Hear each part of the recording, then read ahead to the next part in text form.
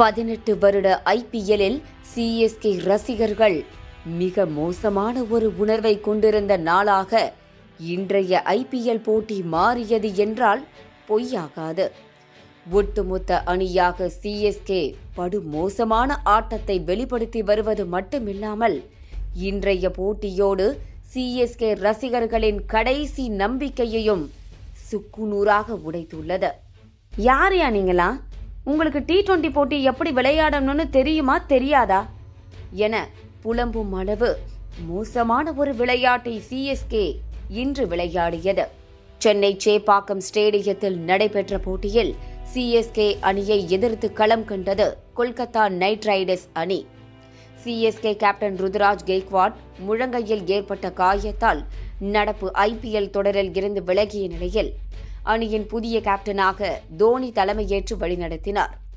Dhoni captaincy செய்வதால் இன்றைய போட்டியில் சிஎஸ்கே வெல்லும் என்ற எதிர்பார்ப்பிலேயே ரசிகர்கள் ஸ்டேடியத்திற்கு படையெடுத்தனர்.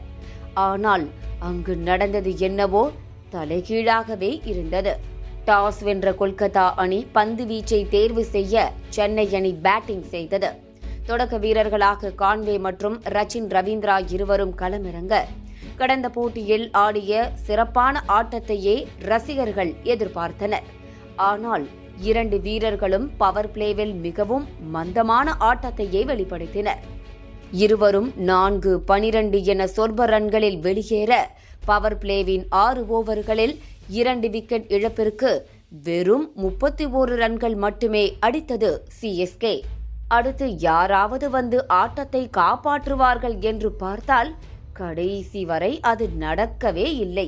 சில வாய்ப்புகள் வழக்கம் போல் கிடைத்த போதும் விஜய் சங்கர் 21 பந்துகளில் 29 ரன்கள் எடுத்து ஆட்டமிழந்தார். நீண்ட நேரமாக தொக்கு வைத்துக் கொண்டிருந்த ராகுல் திரிபாதி 22 பந்துகளில் 16 ரன் அடித்து நடையை கட்டினார்.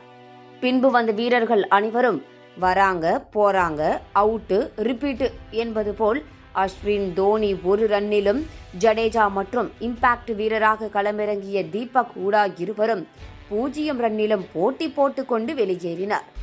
ஒன்று மட்டும் புரியவே இல்லை, இம்பாக்ட் வீரரா தீபக் ஹூடாவை விளையாட அனுப்புனது யாருப்பா? உங்களால இம்பாக்ட் பிளேயருக்கு உண்டான மரியாதையே போச்சே என்பது போலதான் அந்த காமெடியை பார்க்கும்போது இருந்தது. ஒரு பக்கம் எல்லோரும் அவுட் ஆகி வெளியேற, மறுமுனையில் இப்போ நான் அடிக்கவா இல்ல நின்னு ஆடவா என குழம்பி போனார் சிவம் துபே. குழப்பத்தில் தான் ஒரு சிக்ஸர் துபே என்பதையே மறந்து போன சிவம் துபே 18வது ஓவரின் முதல் பந்தில் சிங்கிள் எடுத்து நூர் அகமதுக்கு ஸ்ட்ரைக் கொடுத்தார். என்ன ஜோக் காட்டுறீங்களா சிஎஸ்கே என்பது போல் எல்லாம் நடந்து முடிய 20 ஓவராக டெஸ்ட் மேட்ச் ஆடிய சிஎஸ்கே அணி ஒரு வழியாக 103 ரன்களை எடுத்தது. 104 ரன்கள் என்ற எளிதான இலக்குடன் களமிறங்கிய கொல்கத்தா அணி 10.1 ஓவரிலேயே இலக்கை எட்டி 8 விக்கெட்டுகள் வித்தியாசத்தில் பிரம்மாண்ட வெற்றியை பதிவு செய்தது. பவுலிங்கில் 3 விக்கெட்டுகளும் பேட்டிங்கில் 44 ரன்களும் அடித்த சுனில் நரைன் ஆட்ட நாயகனாக தேர்ந்தெடுக்கப்பட்டார்.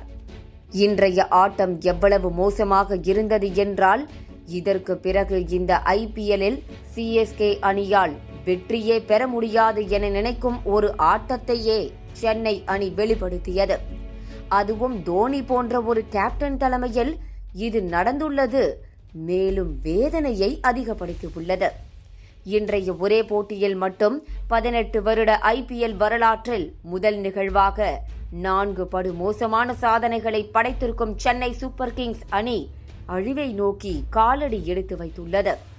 இன்றைய போட்டியில் 103 ரன்களை அடித்ததன் மூலம் சேப்பாக்கம் மைதானத்தில் 18 வருடத்தில் மிக குறைவான டோட்டலை பதிவு செய்தது சென்னை அணி. அதே போல 18 வருடத்தில் முதல் முறையாக சொந்த மண்ணான சேப்பாக்கத்தில் வரிசையாக 3 போட்டிகளில் தோற்றுள்ளது. அது மட்டுமில்லாமல் 18 வருடத்தில் முதல் நிகழ்வாக ஒரு இன்னிங்ஸில் ஸ்பின்னர்களுக்கு எதிராக 6 விக்கெட்டுகளை இழந்த சிஎஸ்கே அணி 18 வருடத்தில் முதல் முறையாக 5 போட்டிகளில் வரிசையாக தோற்றுள்ளது.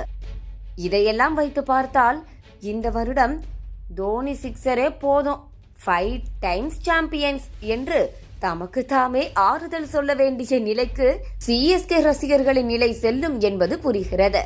59 பந்துகளை மீதம் வைத்து வெற்றியை பெற்ற கொல்கத்தா அணி புள்ளி பட்டியலில் 3வது இடம் பிடித்து அசத்தியுள்ளது.